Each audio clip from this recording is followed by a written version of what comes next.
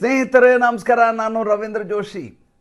8ನೇ ತಾರೀಕು ಬೆಂಗಳೂರಿಗೆ ಬಂದು ಒಂದು ಅಟಮ್ ಬಾಂಬ್ ಹಾಕ್ತೀನಿ ಅಂತ ಹೇಳಿದಂಥ ರಾಹುಲ್ ಗಾಂಧಿ ಒಂದು ದಿನ ಮುಂಚೆಯೇ ಅಂದರೆ 7ನೇ ತಾರೀಕು ಗುರುವಾರ ದಿವಸ ದಿಲ್ಲಿಯಲ್ಲಿಯೇ ಅವರ ಬಾಂಬನ್ನು ಸಿಡಿಸಿಬಿಟ್ರು. ಆದರೆ ಬಾಂಬು ಅದು ಬ್ಲಾಸ್ಟ್ ಆಗಲಿಲ್ಲ, ಟುಸ್ ಪಟಾಕಿ ಆಗೋಯಿತು.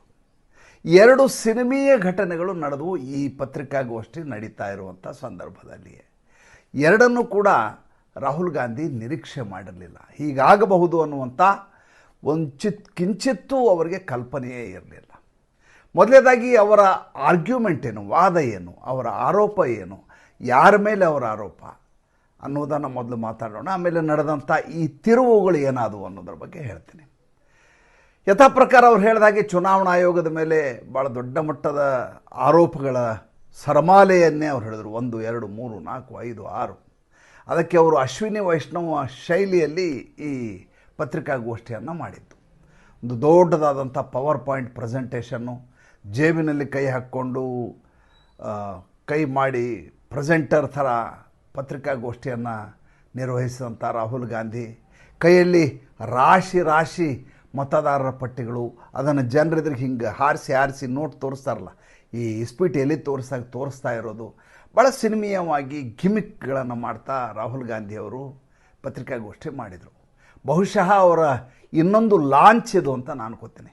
ಕಾಂಗ್ರೆಸ್ ಪಾಪ ಪ್ರತಿ ಬಾರಿ ಅವ್ರನ್ನ ರೀಲಾಂಚ್ ಮಾಡ್ತಾನೆ ಹೋಗುತ್ತೆ, ಲಾಂಚ್ ಪ್ಯಾಡ್ಗಳನ್ನು ರೆಡಿ ಮಾಡುತ್ತೆ, ಪ್ರತಿ ಬಾರಿ ಅದು ಠುಸ್ ಪಟಾಕಿ ಆಗುತ್ತೆ. ಕಾಂಗ್ರೆಸ್ಸಿನ ದುರ್ದೈವ, ಭಾರತ ದೇಶದ ಅದೃಷ್ಟ. ರಾಹುಲ್ ಗಾಂಧಿ ಅವರು ಹೇಳ್ತಾರೆ, ಒಬ್ಬ ವ್ಯಕ್ತಿ 4 ರಾಜ್ಯಗಳಲ್ಲಿ ವೋಟಿಂಗ್ ಮಾಡಿದ್ದಾರೆ ಕಳೆದ ಬಾರಿ. ಭಾಳ ದೊಡ್ಡ ಮಟ್ಟದ ಮತದಾರರ ಪಟ್ಟಿಯಲ್ಲಿ ಹೇರಾಫೇರಿಯಾಗಿದೆ. ಸುಮಾರು 1 ಕೋಟಿ ಮತದಾರರು 2 ಬಾರಿ, 3 ಬಾರಿ, 4 ಬಾರಿ ಹಾಕಿದ್ದಾರೆ. ಒಬ್ಬರ ಹೆಸರಿನಲ್ಲಿ ಒಂದೇ ಮನೆಯಲ್ಲಿ 16 ಜನ, 18 ಜನ, 50 ಜನ, 500 ಜನ, 1000 ಜನ ಎಲ್ಲ ಇದ್ದಾರೆ ಅಂತ ಸಾಕ್ಷಿಗಳ ಸಮೇತ ಒಂದೊಂದಾಗಿ ತೋರಿಸ್ತಾ ಬಂದರು. 2 ಹೆಸರುಗಳನ್ನು ಬೇರೆ ಪ್ರಸ್ತಾಪ ಮಾಡಿದರು ಅವರು.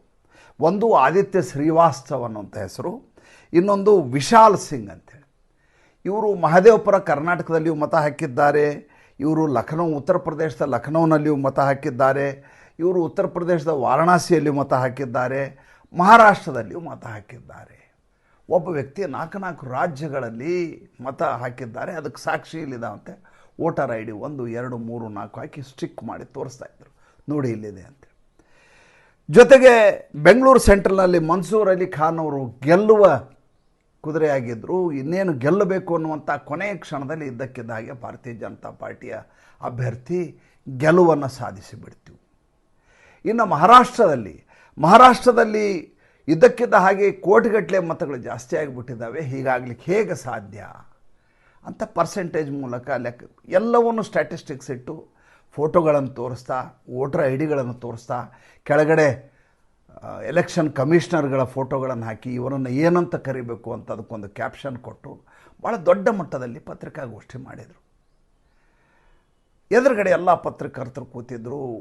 ಅತ್ಯಂತ ಸಿನಿಮೀಯವಾಗಿ ವರ್ಣಮಯವಾದಂಥ ಪತ್ರಿಕಾಗೋಷ್ಠಿ. ಇದ್ದಕ್ಕಿದ್ದ ಹಾಗೆ ಆ ಕಡೆಯಿಂದ ಎಲೆಕ್ಷನ್ ಕಮಿಷನ್ನಿಂದ ಒಂದು ಟ್ವೀಟ್ ಬರುತ್ತೆ.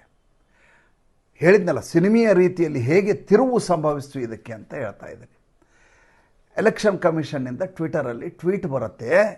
ಅದು ಹೇಳುತ್ತೆ, ನಾವು ಕಾಂಗ್ರೆಸ್ ಪಕ್ಷಕ್ಕೆ SSR 2025 ಅಂದರೆ ವೋಟರ್ ಲಿಸ್ಟ್ದು ಅದನ್ನು ಡ್ರಾಫ್ಟ್ ಕಾಪಿ, ಕರಡು ಪ್ರತಿ ಅಂದರೆ ಪಬ್ಲಿಷ್ ಆಗೋಕ್ಕಿಂತ ಮುಂಚೆ ಏನಾದರೂ ಇದರಲ್ಲಿ ಲೋಪಗಳಿದಾವ, ಯಾವುದಾದ್ರೂ ಬಿಟ್ಟು ಹೋಗಿದೆಯಾ, ಯಾವುದಾದ್ರೂ 2 ಸಲ ಪಬ್ಲಿಷ್ ಆಗಿದೆಯಾ, ಯಾರ್ದಾದ್ರೂ ಹೆಸರಿನಲ್ಲಿ ಹೇರಾಫೇರಿ ಆಗಿರುವಂಥ ಸಾಧ್ಯತೆಗಳಿದೆಯಾ, ಅದ್ರ ಬಗ್ಗೆ ನಮಗೆ ಮಾಹಿತಿಯನ್ನು ಕೊಡಿ ಅಂತ ನವೆಂಬರ್ 2024ಕ್ಕೆ ಪ್ರತಿಯನ್ನು ಕೊಟ್ಟಿದ್ವಿ.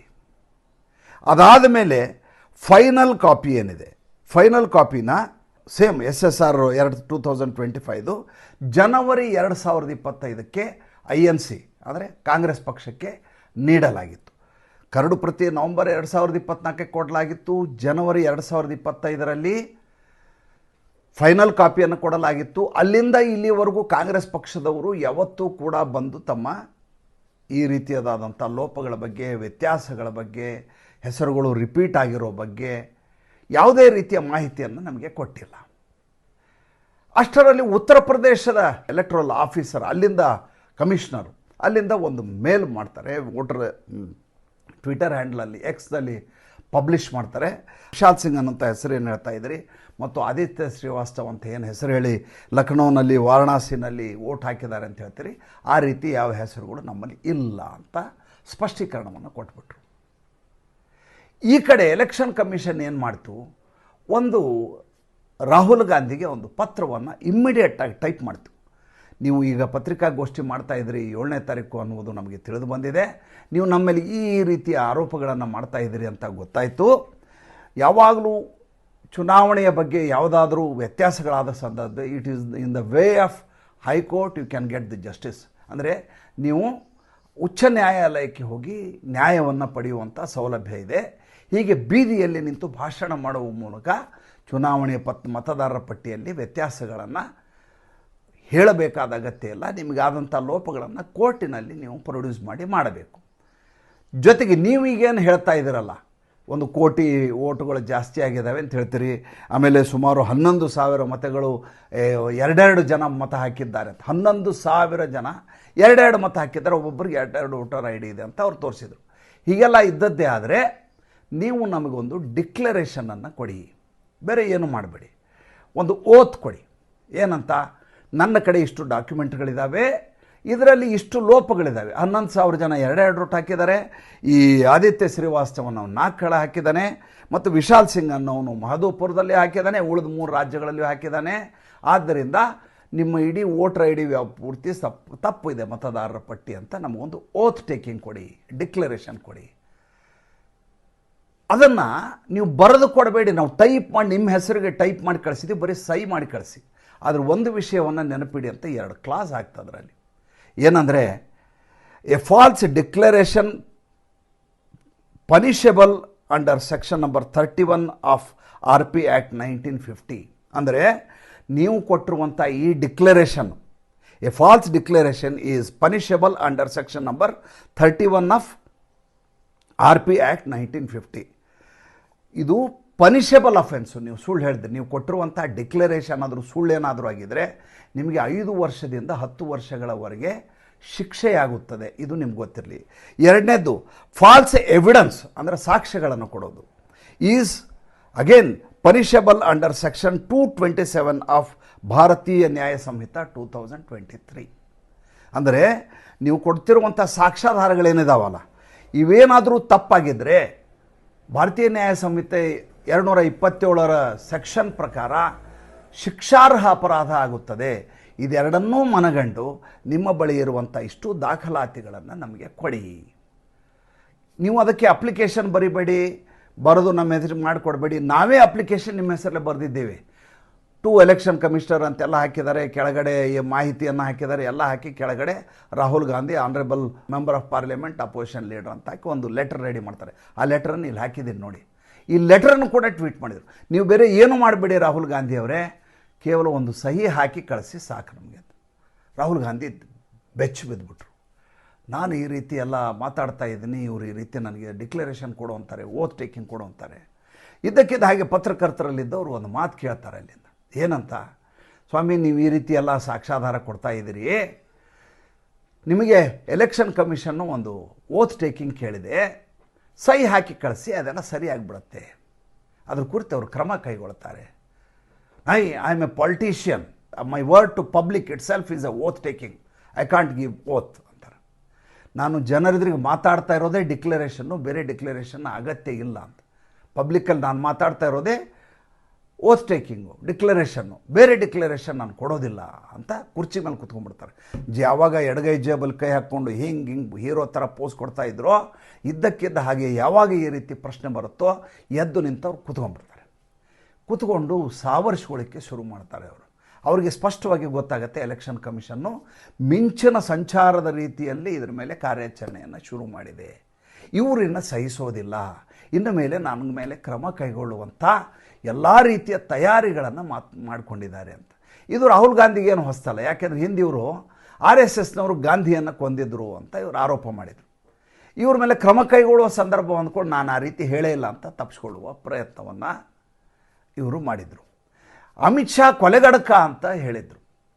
ಯಾವಾಗ ಮೈ ಮೇಲೆ ಬರುತ್ತೆ ಅಂತ ಗೊತ್ತಿದ್ರು ಆವಾಗ ಇವ್ರು ಹಿಂಸಾಗ್ಬಿಟ್ಟಿದ್ರು. ಅಂದರೆ ರಾಹುಲ್ ಗಾಂಧಿಗೆ ಹಿಟ್ ಆ್ಯಂಡ್ ರನ್ ಮಾಡಿ ಅಭ್ಯಾಸ ಇದೆ. ಇನ್ನು ಮಹದೇವಪುರ ಕಾನ್ಸ್ಟಿಟ್ಯೂಯೆನ್ಸಿಯ ಬಗ್ಗೆ ಮಾತಾಡ್ತೀನಿ. ಮಹದೇವಪುರ ಕಾನ್ಸ್ಟಿಟ್ಯೂಯೆನ್ಸಿನಲ್ಲಿ ಇವರೇನು ಹೇಳ್ತಾ ಇದ್ದಾರಲ್ಲ, ಈಗ ಮಂಜೂರ್ ಅಲಿ ಖಾನ್ ಗೆಲ್ಲಬೇಕಾಗಿತ್ತು, ಪಿ ಸಿ ಮೋಹನ್ ಗೆಲ್ಲಬಾರ್ದಾಗಿತ್ತು ಅಂತೇಳಿ.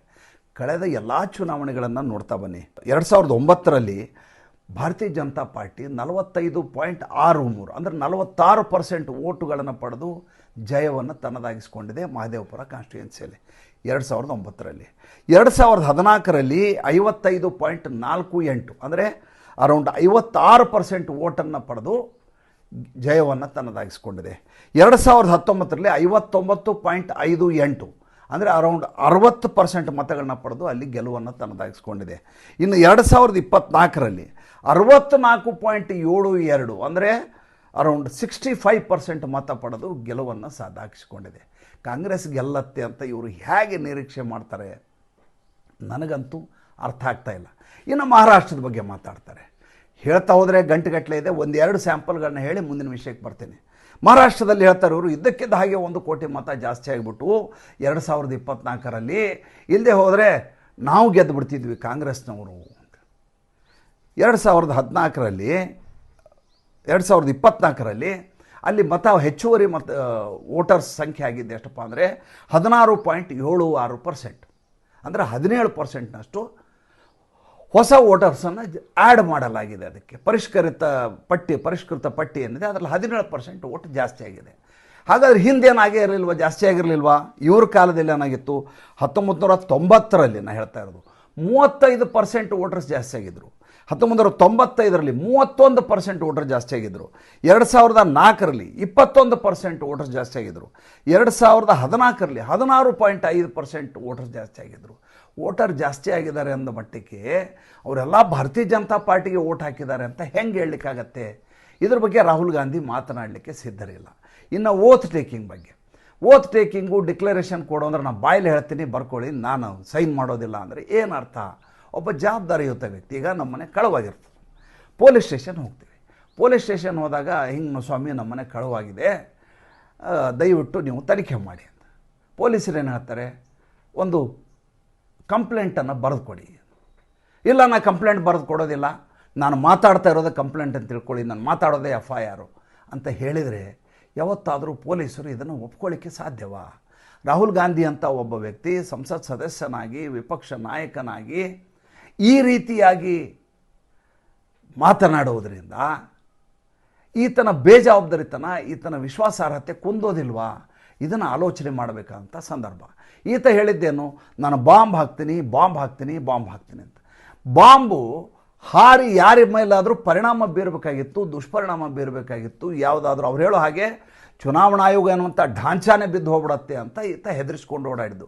ಪಾಕಿಸ್ತಾನದ ರೀತಿಯಲ್ಲೇ ಪಾವು ಕೆ ಜಿ ಬಾಂಬ್ ಹಾಕ್ತೀವಿ ಅಂತ ಹೇಳ್ಕೊಂಡು ಓಡಾಡಿದ್ರು ಅವರು. ಅದೇ ರೀತಿ ಈತನ ಬಾಂಬ್ ಕೂಡ ಠುಸ್ ಪಟಾಕಿ ಆಯಿತು. ರಾಹುಲ್ ಗಾಂಧಿಗೆ ಏನಾಗಿದೆ, ಈ ದೇಶದಲ್ಲಿರುವಂಥ ಎಲ್ಲ ವ್ಯವಸ್ಥೆಗಳ ಬಗ್ಗೆ ಆತನಿಗೆ ಇನ್ನಿಲ್ಲದ ಹಾಗೆ ದ್ವೇಷ, ಆಮೇಲೆ ಇನ್ನಿಲ್ಲದ ಹಾಗೆ ಸೇಡಿನ ಮನೋಭಾವ ಉಂಟಾಗಿಬಿಟ್ಟಿದೆ. ಸುಪ್ರೀಂ ಕೋರ್ಟು ಈತನ ಬಗ್ಗೆ ತಪರಾಕಿ ಹಾಕಿದರೆ ಸುಪ್ರೀಂ ಕೋರ್ಟ್ ಯಾರು ನನ್ನ ನಾಗರಿಕತೆಯನ್ನು ಪ್ರಶ್ನೆ ಮಾಡಲಿಕ್ಕೆ ಅಂತಾರೆ. ಇನ್ನು ಚುನಾವಣೆಯಲ್ಲಿ ಸೋತರೆ ಚುನಾವಣಾ ಆಯೋಗ ಸರಿಯಾಗಿ ಚುನಾವಣೆಯನ್ನು ನಡೆಸ್ತಾ ಇಲ್ಲ ಅಂತ ಹೇಳ್ತಾರೆ. ಇನ್ನು ಯಾವುದಾದ್ರೂ ಹಗರಣದಲ್ಲಿ ಸಿಲುಕಾಕೊಂಡು CBI ED ಅವರು ರೇಡ್ ಮಾಡಲಿಕ್ಕೆ ಬಂದರೆ CBI EDಗಳೆಲ್ಲ ನರೇಂದ್ರ ಮೋದಿ ಹೇಳ್ದಾಗ ಕೇಳ್ತಾ ಇದ್ದಾವೆ, ಇವರು ಸರ್ಕಾರದ ಭಾಗವಾಗಿದ್ದಾರೆ ಅಂತ. ಅಂದರೆ ಸಂವಿಧಾನಿಕ ವ್ಯವಸ್ಥೆ ಯಾವುದಿದೆ ಅದರ ವಿರುದ್ಧ ಈತ ಸಿಡಿದು ನಿಲ್ಲುವಂಥ, ಅದರ ವಿರುದ್ಧ ಅನಗತ್ಯವಾದಂಥ ಆರೋಪಗಳನ್ನು ಮಾಡುವಂಥ ಪ್ರವೃತ್ತಿಯನ್ನು ಹ್ಯಾಬಿಚುವಲ್ ಅಫೆಂಡರ್ ಅಂತಾರೆ ಅದಕ್ಕೆ. ಅಂದರೆ ನಿರಂತರವಾಗಿ ಈ ರೀತಿಯಾದಂಥ ಪ್ರಮಾದಗಳನ್ನು ಎಸಗುವ ವ್ಯಕ್ತಿ ಅಂತ ಅರ್ಥ. ಅದನ್ನು ನಿರಂತರವಾಗಿ ಮಾಡ್ತಾ ಬಂದಿದ್ದಾರೆ. ಇವ್ರ ಮನಸ್ಸಿನಲ್ಲಿ ಏನಿದೆ ಅಂತ ಹೇಳ್ತೀನಿ. ಇವ್ರ ಮನಸ್ಸಿನಲ್ಲಿ ಹೇಗೆ ಅಂದರೆ, ಇವರಿನ್ನೂ 1947ರಲ್ಲಿದ್ದಾರೆ ಸ್ವಾಮಿ. ಅದಾಗಿ ಈಗ ಇಷ್ಟು ವರ್ಷ ಆಗಿಬಿಟ್ಟಿದೆ, ಸುಮಾರು 77-78 ವರ್ಷ ಆಯಿತು ಅನ್ನೋ ಕಲ್ಪನೆನೇ ಇಲ್ಲ ಇವರಿಗೆ. ಅವತ್ತೇನಾಗಿತ್ತು, ಸರ್ದಾರ್ ವಲ್ಲಭಭಾಯಿ ಪಟೇಲ್ ಅವ್ರಿಗೆ ಇಷ್ಟೂ ಮತಗಳ ಬಿದ್ದು ನೆಹರು ಅವ್ರಿಗೆ 0 ಮತ ಬಿದ್ದಿರ್ತದೆ. ಆದರೂ ಕೂಡ ಅವರು ಪ್ರಧಾನಿ ಆಗಿಬಿಡ್ತಾರೆ. ಇಷ್ಟೂ ಮತಗಳು, ಒಂದೇ ಒಂದು ಮತ ಕೂಡ ಜವಾಹರ್ಲಾಲ್ ನೆಹರುಗೆ ಬೀಳೋದಿಲ್ಲ. ಹಾಗೆ ಬಿದ್ದಾಗಲೂ ಕೂಡ ವಲ್ಲಭಭಾಯಿ ಪಟೇಲ್ ಅವರು ಪ್ರಧಾನಿ ಆಗಲಾರದೆ ನೆಹರು ಪ್ರಧಾನಿ ಆಗ್ತಾರೆ. ಅದೇ ರೀತಿ ಈಗಲೂ ಕೂಡ ಹಾಗೆ ಆಗಲಿ ಅಂತ ನರೇಂದ್ರ ಮೋದಿಗೆ ಎಲ್ಲ ಮತ ಬಿದ್ದರೂ ಕೂಡ ತಾನು ಪ್ರಧಾನಿ ಆಗಬೇಕು, ತನ್ನ ಕುಟುಂಬದವರೆಲ್ಲರೂ ಇರಬೇಕು ಅನ್ನುವುದು ಆತನ ಆಶಯವಾಗಿದೆ. ಆದರೆ 1947ರಿಂದ ಇಲ್ಲಿವರೆಗೂ ಬೇಕಾದಷ್ಟು ಮಳೆಗಾಲಗಳು ಬಂದು ಹೋಗಿದ್ದಾವೆ, ಬಹಳಷ್ಟು ಬದಲಾವಣೆಗಳಾಗಿವೆ. ದೇಶದ ಜನರಿಗೆ ನಿಜ ಯಾವುದು ಸುಳ್ಳು ಯಾವುದು ಅನ್ನುವಂಥದ್ದು ಗೊತ್ತಾಗಿದೆ. ಈ ಏಕಸ್ವಾಮಿತ್ವ ಅನ್ನೋದು ಈ ದೇಶದಲ್ಲಿ ನಡೆಯೋದಿಲ್ಲ, ರಾಜಪರಂಪರೆ ಅನ್ನೋದೆಲ್ಲ ನಶಿಸಿ ಹೋಗಿದೆ ಅನ್ನುವಂಥ ಕಲ್ಪನೆ ದೇಶದ ಜನರಿಗೆ ಬಂದಿದೆ. ಹೀಗಾಗಿ ರಾಹುಲ್ ಗಾಂಧಿ ಈ ರೀತಿಯಾಗಿ ಮಾತನಾಡುವುದನ್ನು ನಿಲ್ಲಿಸಲಿಕ್ಕೆ ಈಗ ಸರ್ಕಾರ ಅನಿವಾರ್ಯವಾಗಿ ಕ್ರಮ ಕೈಗೊಳ್ಳಬೇಕು. ಯಾಕೆಂದರೆ ಈತ ಅಪಾಯಕಾರಿಯಾದಂಥ ಮನಸ್ಥಿತಿಯಲ್ಲಿ ಈ ರೀತಿಯ ಕೆಲಸಗಳನ್ನು ಮಾಡ್ತಾಯಿದ್ದಾರೆ. ಈತ ಇರುವುದರಿಂದ ಈತ ಸೆಲೆಬ್ರಿಟಿ ಕ್ಯಾಂಪೇನರ್ ಅಂತ ನಾವು ವ್ಯಂಗ್ಯ ಆಡ್ತೀವಿ, ಲೇವಡಿ ಮಾಡ್ತೀವಿ. ನರೇಂದ್ರ ಮೋದಿಯವರಿಗೆ ಈತನಿಂದ ಲಾಭ ಇದೆ, ಆದ್ದರಿಂದ ಈತನನ್ನು ಪ್ರತಿಪಕ್ಷ ಸ್ಥಾನದಲ್ಲಿ ಕೂಡಿಸಿದ್ದಾರೆ. ರಾಜಕೀಯವಾಗಿ ಅವರಿಗೆ ಅನುಕೂಲ ಆಗತ್ತೆ. ಎದುರುಗಡೆ ಇಂಥ ವ್ಯಕ್ತಿಯನ್ನು ಗೆಲ್ಲಿಸೋ ಬದಲು ನರೇಂದ್ರ ಮೋದಿ ಗೆಲ್ಲಿಸೋದು ವಾಸಿ ಅಂತ ಜನ ಅನ್ಕೋತಾರೆ. ಹಾಗೆಲ್ಲ ನಾವು ಮಾತಾಡ್ತಾ ಇದ್ವಿ. ಆದರೆ ಯಾವಾಗ ಈತ ಆಪತ್ತು ಅಂತ ಗೊತ್ತಾಗತ್ತೋ, ಆಪದ ಅಂತಾಗತ್ತೋ, ಯಾತ ಈ ದೇಶದ ವ್ಯವಸ್ಥೆನೇ ಹಾಳು ಮಾಡಬೇಕು ನಿಂತಿದ್ದಾರೆ ಅಂತ ಗೊತ್ತಾಗತ್ತೋ, ಆವಾಗಲೂ ಕ್ರಮ ಕೈಗೊಳ್ಳದೆ ಹೋದರೆ ದೇಶಕ್ಕೆ ಅಪಾಯಕಾರಿ ಅನ್ನುವಂಥ ಕಾರಣಕ್ಕೋಸ್ಕರ ಈತನ ಮೇಲೆ ತಕ್ಷಣದಲ್ಲಿ ಕ್ರಮ ಕೈಗೊಳ್ಳಬೇಕು. ಇಲ್ಲದೆ ಹೋದರೆ ಈ ರೀತಿಯ ಬಾಂಬ್ಗಳನ್ನು ಈತ ಹಾಕ್ತಾನೆ ಇರ್ತಾರೆ. ಈ ಬಾಂಬ್ನಿಂದ ಬೇರೆ ಏನಾದರೂ ವ್ಯತ್ಯಾಸ ಆಗುತ್ತೋ ಬಿಡುತ್ತೋ ಗೊತ್ತಿಲ್ಲ, ಅಮಾಯಕ ಜನರಲ್ಲಿ ಗೊಂದಲ ಉಂಟಾಗುವುದಂತೂ ಸತ್ಯ. ಮತ್ತು ಮುಂದಿನ ಸಂಚಿಕೆಯಲ್ಲಿ ಹೊಸ ವಿಷಯದೊಂದಿಗೆ ಬರ್ತೀನಿ. ಸಂಚಿಕೆ ಇಷ್ಟ ಆಗಿದರೆ ಲೈಕ್ ಮಾಡಿ, ಫಾಲೋ ಮಾಡಿ, ಶೇರ್ ಮಾಡಿ. ದಯವಿಟ್ಟು ನಮ್ಮ ಮುಕ್ತ ಪತ್ರಿಕೋದ್ಯಮಕ್ಕೆ ಆರ್ಥಿಕವಾಗಿ ಬೆಂಗಾವಲಾಗಿ ನಮಸ್ಕಾರ.